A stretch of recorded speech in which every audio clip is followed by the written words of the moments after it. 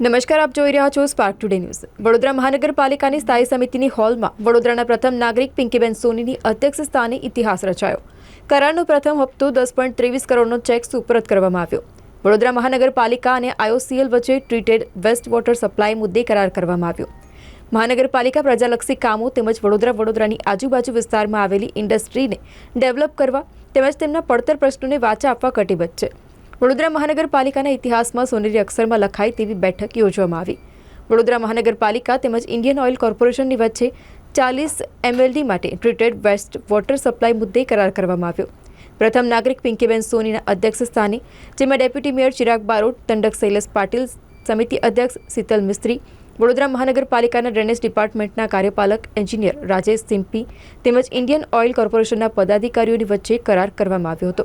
આજરોજ વડોદરા મહાનગરપાલિકા અને IOCLના સંયુક્ત ઉપક્રમે રાજીવનગર ટ્રીટેડ વેસ્ટ વોટર પ્લાન્ટને ટ્રીટેડ વેસ્ટ વોટરનો જે રીયુઝ કરી શકાય, જેવી રીતે ગ્લોબલ વોર્મિંગના સમયમાં જ્યારે શુદ્ધ પાણીના જળ સ્ત્રોતોનું સ્તર સાચવી રાખવાની જવાબદારી સમગ્ર માનવજાત પર આવી પડેલી છે, ત્યારે આ બધી જે ઇન્ડસ્ટ્રીઝ છે, આ ઇન્ડસ્ટ્રીઝમાં જે વપરાશ થતું પાણી હોય છે તેને આ સુએજ ટ્રીટમેન્ટ દ્વારા જે ટ્રીટેડ વેસ્ટ વોટર હોય છે તેનો વપરાશ કરી અને ક્યાંક ને ક્યાંક પર્યાવરણલક્ષી અનુભવ દ્વારા ખરા અર્થમાં પ્રથમ પ્રેરણાદાયી પથદર્શક પગલું ભરવાની દિશામાં આજે વડોદરા મહાનગરપાલિકા દ્વારા IOCLને જે ટ્રીટેડ વેસ્ટ વોટર પાણી પ્રોવાઈડ કરવામાં આવનાર છે, જેના થકી લગભગ વાર્ષિક વડોદરા મહાનગરપાલિકાને વાર્ષિક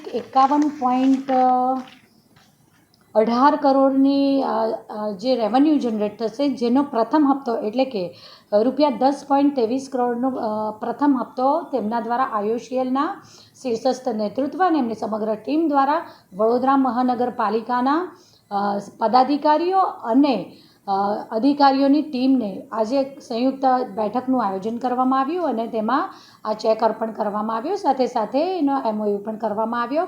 આ ટ્રીટેડ વેસ્ટ વોટર માટે હું વડોદરા શહેર અને શહેર જિલ્લાની આજુબાજુ આવેલી બધી જ ઇન્ડસ્ટ્રીઝને હું એક વડોદરા શહેરના પ્રથમ નાગરિક તરીકે અપીલ કરું છું કે આવો આપણે સૌ સાથે મળી અને આ ટ્રીટેડ વેસ્ટ વોટરનો ઇન્ડસ્ટ્રીઝના ઉપયોગમાં લેવા માટે આ પાણીનો ઉપયોગ કરીએ, જેથી કરીને શુદ્ધ પાણીના જે સ્ત્રોત છે, શુદ્ધ પાણીનું જે સ્તર છે એને આપણે સૌ જાળવી શકીએ અને પર્યાવરણની દિશામાં આપણે સૌ સાથે મળી અને પોતપોતાનું યોગદાન આપીએ।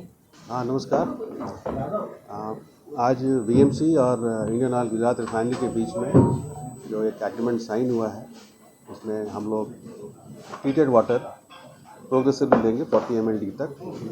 ये एक बहुत बड़ा एक कदम है फ्रेश वाटर रिडक्शन में। इंडियन ऑयल हमेशा इस बात के लिए प्रतिबद्ध रही है कि अपना वाटर फुटप्रिंट को कम करें, ताकि आने वाले जनरेशन में फ्रेश वाटर की अवेलेबिलिटी बनी रहे। हमने इंडस्ट्रीज़ में ये ट्रीटेड वाटर हम लोग यूज़ करेंगे 20 MLD और प्रोग्रेसिवली जैसे जैसे आगे भी हमारे प्लांट आते जाएंगे 40 MLD तक हम लोग उसमें लेंगे। ये एक बहुत बड़ा स्टेप है और मैं VMC का भी बहुत आभारी हूँ। मैडम पिंकी मैन मेयर हमारे साथ हैं कि इस इनिशिएटिव को आज से करीबन 3 साल पहले शुरू किया गया और VMC ने भी अपने पूरा इंफ्रास्ट्रक्चर बनाया और हम लोगों ने भी अपने रिफाइनरी के अंदर में एक बड़ा इंफ्रास्ट्रक्चर तैयार किया, ताकि इस ट्रीटेड वाटर को हम लोग डायरेक्टली अपने इक्विपमेंट और जहाँ कहीं भी हम इसको यूज़ करें उसको लिया जा सके। सो ये बड़ौदा शहर के लिए भी एक बहुत गौरव की बात है, ये इस तरह का इनिशिएटिव लिया गया है।